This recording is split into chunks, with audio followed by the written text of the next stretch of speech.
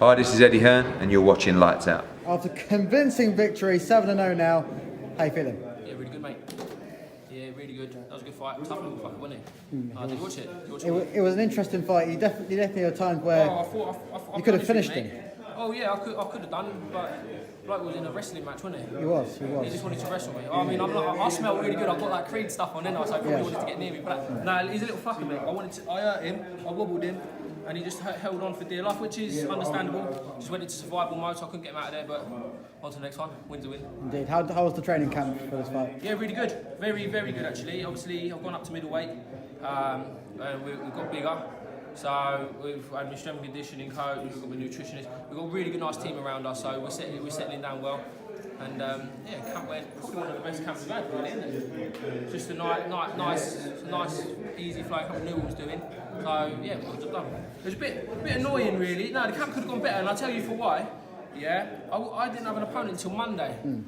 Like, you're obviously meant to be main event on tour, not get an opponent until Monday. It was a bit annoying, but it's stuff that we overcome. Does that play a huge part of it in a generic camp? Last time we had, the last three occasions, we've had last minute opponents and it's a bit shit. But first time we had a decent camp for an opponent where we knew he was boxing straight away, got him out of there in a round. So yeah, it does play a huge part. Yeah, we're training, we're keeping fit, but we're playing to an unknown entity. Yeah. So a bit annoying, but hey ho, this is what it is, I suppose. With the move up to middleweight, of course. Looking at Linus? Looking at Linus probably at the end of the year. Yeah, I'll have that fight every day of the week. Where would you take that seat in MK, or would you have that kind of road? Wherever he wants it, do you know what I mean? Obviously, he's just fought for the Southern Area title. I don't know how he's got on. He won this evening, yeah? Oh no, I mean, congratulations to him. But yeah, definitely something down the line. We'll be probably looking at fights like that. And other than that, where else are you looking at? Are you looking at the title now? Are you looking for eliminators? Not at the moment. No, not at the moment. Realistic, not if one comes up, we'll see what he's saying. But at the moment, we've only just come up into the middleweight division. We want to get a bit bigger. We want to grow into it and mature. At the moment, it's going to be silly if I start calling out names. Do you know what I mean? We'll have a quick chat with your manager as well and your trainers. Manager. Manager, trainer, same sort of thing. How did your boy do? How did he do? Well, as Connor just mentioned, I'll just sort of go over what he's just said. Yeah. We didn't have an opponent until Monday, which is frustrating because you're in the process in a camp of tapering someone down, but you're trying to work towards the opponent's strengths or weaknesses as such. And Monday we had a name, and before we knew it, by Wednesday, Thursday, that changed, and hence we had the chap that was in there today. Very tough, very durable. Those South Americans. I thought Connor done a great job, to be honest with you. He forced the fight, cut him, and on as many occasions as I could remember, he could have stopped him. He showed his power in patches. But he's a strong kid. I mean, pound for pound, he's one of the strongest that I've taken on the pads and just watching him work and sparring. It's been a great camp. See it down. It's been a great camp, and he made 73 comfortable today. So the potential super welter day before weighing.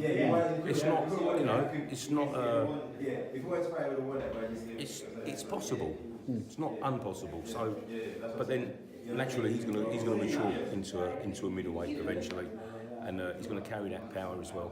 And I thought it was a good performance, hence considering the change of two opponents. Yeah. But that's the last 4 or 5 occasions now we've had to wait till the to the final week or so. And from a coach's perspective, it's difficult because we want to know who we're facing, what we're facing, and the obstacles we need to overcome to allow our boxer to fulfil an accomplished performance. So, when you're looking for a fighter, what are you looking for? What criteria are you looking for? A similar record? Are you looking for experience? What sort of things do you look for? Naturally, it's always going to be experience. Be it orthodox, southpaw, someone tall, someone small. Tricky, cagey, and the kid today was as such. When he fell short, he just knew one thing, and that was to grab for dear life, which was dangerous in hindsight because. Could have been careless with his head, but Connor, rode those advances well. Frustrated because he wanted to work inside, and at times his opponent didn't allow him to. So he kept his head, kept his nerve, and again, in patches, he was awesome. He put some terrific combinations together.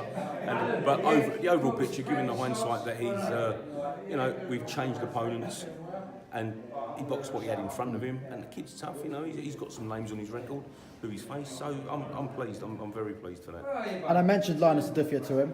Would you want to see that fight at the end of the year? Linus, I've known Linus from the amateur days. You know, obviously he's boxed Jordan Reynolds a couple of times, beating the ABAs and the Harringay. Good kid, strong kid, developing as well. Yeah.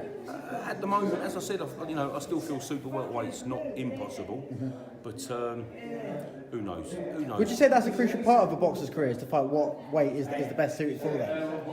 Naturally, I mean, look, when you're in camp and you've got your strength and you've got a team around you, and we've got a good team. It's not just Connor's team. Obviously, I work with other boxers as well, and that's essential. When we sit down and we just figure out, if we know who we've got in advance, we can work the weight difference in sense that we calculate and accumulate that this is the weight he's going to box. If it's a day before weight, even better, because he has time to rehydrate.